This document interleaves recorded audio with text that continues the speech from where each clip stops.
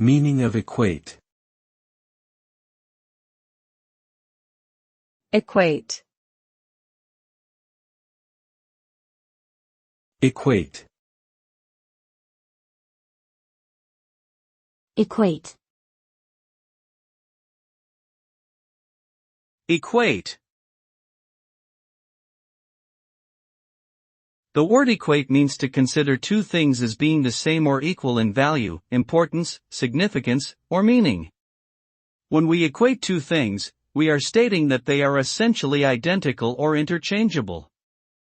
This could be done for mathematical or logical comparisons, as well as for more abstract concepts such as morality or social status. Equating two things can also involve making a connection or association between them. Overall, the act of equating implies a level of similarity or equivalency between two entities.